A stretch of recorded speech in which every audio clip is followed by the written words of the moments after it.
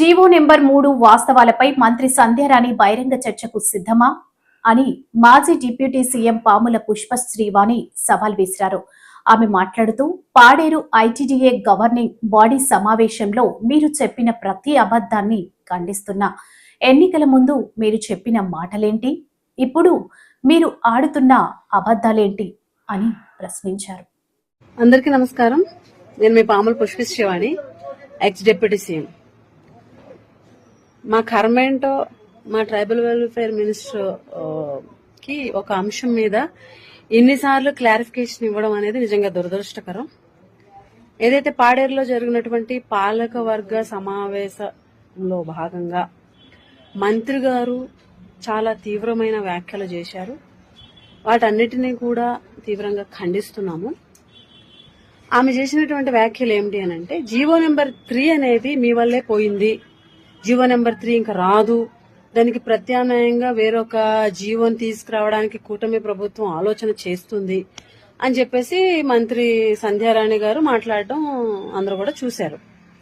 అయితే GO number 3 అనేది మీ వల్లే పోయింది, ఇంకా రాదు, కనీసం మీరు ఒక అడ్వకేట్ ని కూడా గత ప్రభుత్వంలో నియమించలేదు అని చెప్పేసి నిస్సిగ్గుగా ఎన్నిసార్లు ఒక అబద్ధాన్ని మాట్లాడతారు అంటే, ఒక అబద్ధాన్ని 100 సార్లు చెబితే నిజమైపోతుందని మీరు భావిస్తున్నారని మాకు అర్థమవుతుంది. ఎలక్షన్ ముందు కూడా జీవో నెంబర్ 3 విషయంలో ఎన్నో అబద్ధాలు చెప్పి గిరిజనులకి మభ్య పెట్టారు. జీవో నెంబర్ 3 అనేది జగన్మోహన్ రెడ్డి గారి వల్లే పోయింది అని చెప్పేసి గిరిజనుల్ని మభ్య పెట్టారు. ఆ అబద్ధమేని బాగా ఎక్కించారు. మేము ఎన్నో సందర్భాల్లో చాలా క్లారిటీ ఇచ్చాం. జీవో నెంబర్ 3 విషయంలో గత ప్రభుత్వం, జగన్మోహన్ రెడ్డి గారి ప్రభుత్వం రివ్యూ పిటిషన్ వేసింది.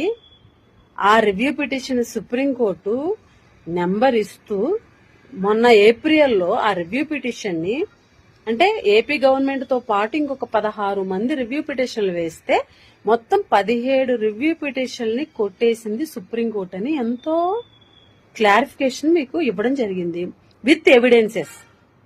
కానీ ఈరోజు మంత్రి గారు నిస్సిగ్గుగా ఒక ఎవిడెన్స్ ఉండదు, ఏమీ అసలు కనీసం ఒక డేటా కూడా తెప్పించుకొని మాట్లాడేటువంటి పరిస్థితి లేదు. మాకు అర్థం కాని ఏంటంటే, మీకు సబ్జెక్ట్ తెలీదా, లేకపోతే మీరు అవగాహన కల్పించుకోలేకపోతున్నారా, లేకపోతే మీ డిపార్ట్మెంట్ వారు మీకు అవగాహన కల్పించట్లేదా, మాకు అర్థం అవ్వట్లేదు. కనీస అవగాహన లేనటువంటి మాటలు మాట్లాడుతున్నారు. నిస్సిగ్గుగా ఒక మంత్రి స్థాయిలో ఉండి అబద్ధాలు చెప్తున్నారు. ఏమంటారు మీరు? కొత్త జీవో తీసుకురావడానికి కూటమి ప్రభుత్వం ప్రయత్నం చేస్తుంది ప్రత్యామ్నాయంగా. అసలు ప్రత్యామ్నాయంగా మీరు ఒక జీవో తీసుకురావాలంటున్నారని చెప్తున్నారు. అసలు నిజంగా మీలో చిత్తశుద్ధి ఉంటే ప్రత్యామ్నాయంగా జీవో నెంబర్ 3కి ప్రత్యామ్నాయంగా ఇంకో జీవో తీసుకురావాలని నిజంగా చిత్తశుద్ధి ఉంటే మీ ప్రభుత్వం ఏర్పడి మీరు మంత్రి అయ్యి సంవత్సరం కావస్తుంది. ఇప్పటి వరకు ట్రైబల్ అడ్వైజర్ కౌన్సిల్ ని ఏర్పాటు చేయలేదు. ఏ ప్రత్యామ్నాయంగా జీవో తీసుకురావాలన్నా ఖచ్చితంగా టీఏసీలో తీర్మానాలు చేయాలి. టీఏసీలో తీర్మానం చేయాలి. ఆ టీఏసీని కనీసం ఇప్పటి వరకు మీ ప్రభుత్వం ఏర్పాటే చేయలేదు, దాన్ని ఊసేలేదు. ఎక్కడ మీకు చిత్తశుద్ధి ఉన్నట్టు మేము ప్రశ్నిస్తున్నాం, చెప్పండి. ఆ సమావేశంలోని ఎమ్మెల్యేలు, ఎంపీ గారు, అలాగే జడ్పీ చైర్మన్, ఎమ్మెల్సీలు, జడ్పీటీసీలు, ఎంపీపీలు అంతమంది జీవో నెంబర్ 3 మీద గళమెత్తుతూ మాట్లాడుతుంటే చాలా యారగెంట్ సమాధానంతో, యారగెన్సీగా వాళ్ళని దూషిస్తూ, ఇష్టం వచ్చినట్టు వాళ్ళని దుర్భాషలాడుతూ, ఇష్టం వచ్చినట్టు వాళ్ళని మాటలతోటి వ్యంగ్యంగా మాట్లాడుతూ జడ్పీ చైర్మన్ పట్టుకుని మీరు ఆగండి, ఎన్నిసార్లు మీరు మాట్లాడతారని చెప్పి మీరు వ్యాఖ్యలు చేశారు. నిజంగా చాలా బాధాకరం.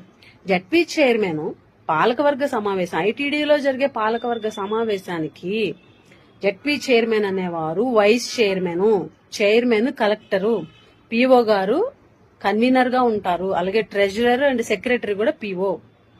మిగిలిన ఎమ్మెల్యేలు, ఎంపీ గారు, అదేవిధంగా ఎమ్మెల్సీలు, జడ్పీటీసీలు, ఎంపీపీలు, ఐటీడీ పరిధిలో ఉన్న ఆల్ డిస్టిక్ ఆఫీసర్స్ అందరూ కూడా మెంబర్స్ గా ఉంటారు. మంత్రి అయినంత మాత్రాన మీరు ఓన్లీ స్పెషల్ గెస్ట్ మాత్రమే, ముఖ్య అతిథి మాత్రమే, స్పెషల్ ఇన్వైటీ మాత్రమే. అక్కడ వైస్ చైర్మన్ అయినటువంటి చైర్మన్ పట్టుకొని ఇష్టం వచ్చినట్టు మీరు ఆగండి, మీరు మాట్లాడడానికి లేదని మాట్లాడడం ఏంటి నాకు అర్థం కాదు.